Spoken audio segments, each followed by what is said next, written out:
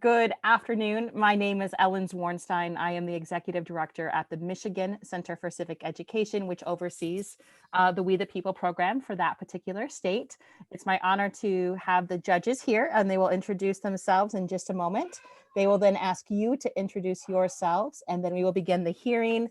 And hopefully you'll see some time cards at the right time pop up in this particular window. So without further ado, this is your panel of judges, and they will introduce themselves.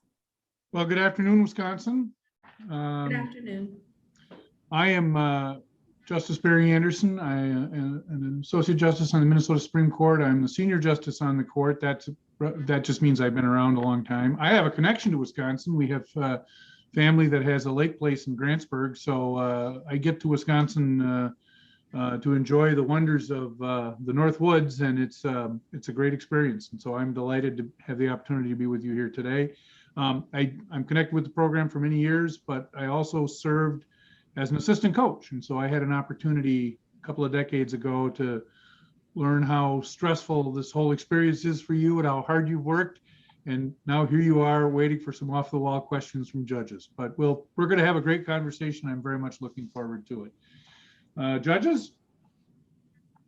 Hello, I'm Ann Zinkin. I am a career law clerk at the New Hampshire Supreme Court. I've been here for about 21 years. Prior to that, I litigated employment cases in San Francisco. I have been judging at the state level for somewhere between 5 and 10 years, and this is my first time at nationals. I'm so looking forward to our conversation, and I have no connection to Wisconsin whatsoever, except my husband is from Michigan, and that's kind of adjacent-ish. There you go. We share a lake. Right? A lake, right. Hank? Have we heard from Hank yet? We have not heard from Hank. What happened to Hank? Professor Chambers, could you check your volume real quick? Oh, there we go. Hear me now? Yes. Yes, thank you. Okay. Hank Chambers, law professor here at University of Richmond. I've been at this We the People thing for a while, a couple decades, and it's been fun, and I'm sure this hearing is going to be fun as well. So I look forward to hearing from you. Introduce yourself and your coaches and teachers, please. Hi, we're Unit 4. We're all juniors at Wauwatosa West High School. We are the Wisconsin State We the People champions, and we are here on behalf of our teaching assistants, mentors, and teacher, Mr. Chad Mateski. I'm Andrea Justin. I'm Sarah Anderson. I'm Justin Schmidt. I'm Leah Biorgo. I'm Serena Stern. And I'm Olivia Smith. Very good. We are here to have a conversation about Unit 4 and Question 2. I'm going to read the question. As soon as I'm done, you are free to begin. Members of Congress are not only legislators, but they are also inquisitorial and should meet frequently to inspect the conduct of the public officers. How effectively do you believe Congress has used its investigative power? Explain the differences, if any, between the power of Congress to investigate and the power of oversight. Which power, in your opinion, is more significant? And how effectively do you believe Congress has used its oversight powers? The floor is yours. In Watkins v. US, Justice Harlan stated, "The power of the Congress to conduct investigations is inherent in the legislative process. It probes into departments of the federal government to expose corruption, inefficiency, or waste.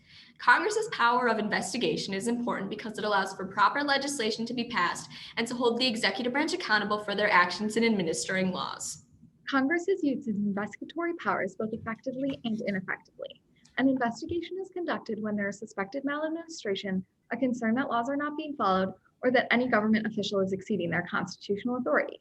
A problem arises when an investigation is conducted for purely partisan reasons, rather than for legitimate purposes. As seen in Senator McCarthy's hearings, investigations can be ineffective when party politics outshine legislative action. Additionally, investigations such as the one conducted into Operation Fast and Furious have been unsuccessful due to subpoenas. These writs can end in lengthy legal disputes and disagreements between the branches when someone refuses to comply. Though congressional investigations are not always effective, they have at times met their intended purpose of protecting citizens and exposing malfunctioning governments. The investigation of FDR's National Defense Program, when the Truman Committee investigated military spending and contracts, they uncovered misuse and waste of military finances. Since the committee was efficient and bipartisan, the Senate made it a permanent subcommittee. Another effective use of Congress's investigatory powers occurred in 1975 when the Church Committee uncovered abuses of power within U.S. intelligence agencies like the CIA, FBI, and NSA. The committee found procedural abuses, spying on citizens, unwarranted searches, and other illegal activity, leading to the creation of a permanent oversight committee and the Foreign Intelligence Service Act to curb these abuses. While the power to oversee and investigate overlap, oversight occurs to ensure policies in place are adhered to and carried out in accordance with the law by the executive branch. Congressional oversight monitors and validates administrative agencies, which Congress has the ability to do because they delegated this power to the executive. Investigations differ from oversight because investigations involve in-depth analysis and hearings, while oversight may simply involve requesting data or documents from the executive. We believe investigations are more significant because they can lead to concrete reforms, such as the Federal Cigarette Labeling Act or the creation of the Food and Drug Administration that results in necessary legislation and increased oversight. Additionally, investigations can lead to media coverage, which informs the public and ensures Congress is held accountable to fix the issue at hand. The investigation into the tobacco industry tainted the public's viewpoint on smoking because of the release of documents regarding health effects of it, legislative checks and balances. Congressional oversight can miss problems, resulting in the need for investigations. Investigations need to occur because the agency was not overseen correctly in the first place. Congress should increase its oversight of the 454 administrative agencies so that investigations of the agencies could become unnecessary. In 2014, the Department of Veterans Affairs claimed that they needed $3 billion to keep veterans hospitals open across the country.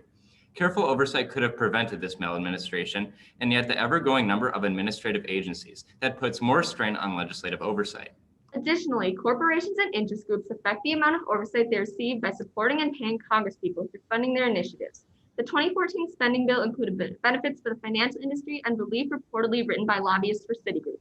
President Woodrow Wilson said, "It is the proper duty of a representative body to look diligently into every affair of government."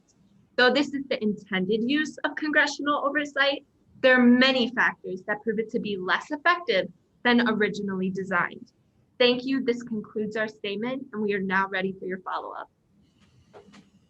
So some have argued that part of the interference or lack of effectiveness of oversight and investigative committee is created or aggravated by Congress ceding to the executive and judicial branches some of its power. Can you think of examples of where Congress has done that? If you agree with that statement, and it's okay if you disagree with it. And what powers and how should they go about recovering power that they have ceded to the executive and judicial branches? One such power is the delegation of oversight power through inspectors generals. In the 1978 Act of Inspectors Generals, they delegated power of audits and seeking fraud in administrative agencies. This was seen through the Department of Defense. One such IG gave a report to the House Committee on Oversight and Government Reform that they had cybersecurity threats. So the committee did many hearings and investigations to detect that and to secure the department. The delegation of power to the executive branch through administrative agencies in general causes issues for oversight. This is seen because there are only 45 committees and over 400 administrative agencies, and this number continues to grow. This makes it practically impossible for Congress to effectively and efficiently oversee the executive branch in the way that committees were created to do. It's not fair to just blame other branches of government for the lack of well-done oversight in Congress. Philosopher Frank Silby says that the average congressman wouldn't know what oversight was if he or she flipped over in the bathtub And so for proper oversight to be carried out, they need to know what their occupation intends them to be doing. For the second part of your question, if we got rid of some administrative agencies that don't really need to be there, for example, there's an administrative agency called the Botanic Garden Agency, which not really sure what that does and why we need it. And so if we got rid of some useless or less useful administrative agencies, there would be less to oversee for the committees. Thank you. Professor? So is the notion that the federal government is now just too big to do oversight properly? Yes, not only is it too big with the 454 different administrative agencies and only the 45 congressional committees, but it also tends to focus on the wrong problems. Congress can be seen to investigate issues with big private corporations instead of the United States as a whole. An example of this is when Congress investigated the use of performance enhancing drugs in the MLB. And I believe that Congress should have focused on more pressing issues for the country as a whole when the big private corporation can fix problems within itself. The executive branch is not too big. Congress just needs to expand their committees. In the Legislative Reorganization Act of 1946, they created committees. However, this act should be amended to expand committee use. How are they going to expand their committees, do you think? Just more and more people or something else? Yeah. I would propose adding more committee staff, because when we interviewed a committee staff member for Representative John Young of Alaska, she stated that most of the work gets done in the committee staff, and there is a 2/3 majority party to a 1/3 minority party in the staff makeup. So I believe that if we added more staff members and more of a bipartisan split, more work and more effective work could be done. Is there any reason to bulk up the inspector generals you all talked about? Why not give the inspector generals who are in the executive branch the ability to oversee the executive branch even more? I don't believe that we should give the inspector generals more power, because they are still at the mercy of the executive, despite trying to be nonpartisan. For example, President Ronald Reagan, when he entered office, he tried to get rid of all 16 inspector generals. Congress didn't agree, and so they made him rehire 5 of them, but still getting rid of 11 inspectors general that were appointed by Democratic President Jimmy Carter, because he didn't think they would go along with his policies, makes them still partisan enough that they might not do effective oversight.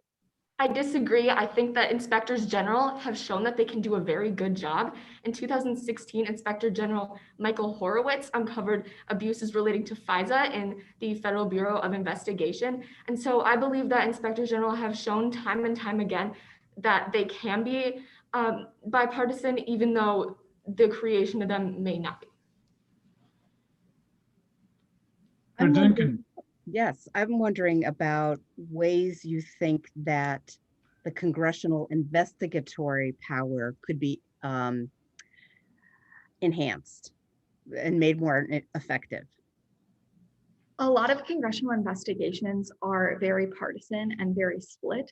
And so if there was a policy where at least one representative or senator from the opposite party would have to vote on to start an investigation, it would make sure that a party wasn't just investigating every little slip up that the executive had in order to find something that they could impeach the president or create a scandal over. An example of this is the Joint Committee Conduct of War, where radical Republicans were trying to investigate President Abraham Lincoln because they did not agree with him helping African American citizens. I would propose a potential amendment reiterating the importance of subpoenas, because subpoenas are often ignored. We can see this when Donald Trump ignored a subpoena issued to him in his second term. I would propose more education to the public regarding the Freedom of Information Act, because the Freedom of Information Act has allowed the public to check up on what Congress is doing, well, the whole federal government as a whole. And especially if Congress can miss an investigation or miss problems. This act has been used to uncover many abuses, such as 5 decades of surveillance by the FBI on African-American writers. And to expand on my colleague Sarah's point, that was President Donald Trump, and the case was Trump v. Marzar. How do we go about reducing the hyper-partisanship in terms of congressional investigations and oversight? You did mention some committee reforms, but are there other ways that we can use to get at this problem? You can use the use of watchdogs that are outside of the government. They are seen to increase oversight outside of the government, and such organizations can be POGO and GOA. In our hyper-political world, it's really hard. It would be really hard to make congressional investigations less political or less partisan, because everything about Congress and the committee makeup and the rules, the House and Senate rules, are partisan. And so we would have to have a large reform of both the House and Senate rules, and even getting rid of the two-party system would make Congress less political and make investigations and oversight more bipartisan. Our time has expired. Well, very good. Well, thank you very much for your presentation today. I neglected in my introduction to mention that my entire household was pulling for the Badger volleyball team, and we're very disappointed at the results. But anyway, setting that aside, that's not part of my review of your performance. It was all very good. You know, there are a lot of complex issues here. I thought your comment about some of these agencies that have been created, or other opportunities that have been created to deal with investigative issues, the General Accounting Office, the Inspectors General, that's a very sophisticated understanding about how you deal with investigation and oversight. It seems like every president has issues with the Inspector General in one form or another, because their job is in part to point out problems within the administration, and that never goes over well with the boss. But I think that that shows a level of depth to this issue that is really quite impressive.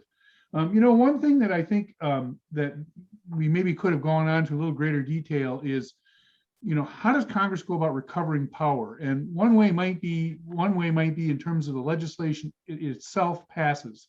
Instead of saying we're going to create this new agency or approach, and then the secretary of the relevant agency shall you know, adopt rules or whatever, maybe we should take some of that rulemaking power away from the agencies and locate it in Congress. And to that extent, we maybe need more staff, we need bigger budgets, and you touch on those issues, which I think that kind of functional machinery of government, people don't know very much about, and yet it's so very important. So it was a great conversation. I'm delighted to have been part of it. Professor, the floor is yours. Thank you. Thank you. No, I certainly agree. Lots of really good information, lots of real good thoughts. The fact that you all started talking about inspector generals early in the Q&A is important. It raises, of course, the problem, which is where's the line between what the executive should be doing in terms of properly executing the law versus actual legislative oversight. Of course, that's one of the problems, or one of the issues with the line drawing in the questions. At one point, you guys mentioned that that Congress had delegated things to the executive, and in some respects that is the case. And in other respects, the executive is granted that power by the Constitution directly. So you all, I think, are seeing those nuances and those difficulties. One of the problems that we run into, of course, is that when we talk about all the oversight, we lose sight of the fact that the government is supposed to just get stuff done. So we're gonna have a lot of staff doing a lot of oversight of God knows what. But I think y'all hit a lot of big issues, and it was fantastic. And I do have to say, I think you all dealt with the technical issues just flawlessly. I'm just very impressed. Exactly. You guys didn't just fall into a puddle. You're like, all right, let's fix this. Let's solve this. So I just give you all real kudos for that, as well as the substance of what you all did. Thank you. I don't have a whole lot to add. I agree with my colleagues. I thought that your opening statement was solid. I also think that, you rolled with the punches beautifully. You cited good historical examples as well as examples from, today.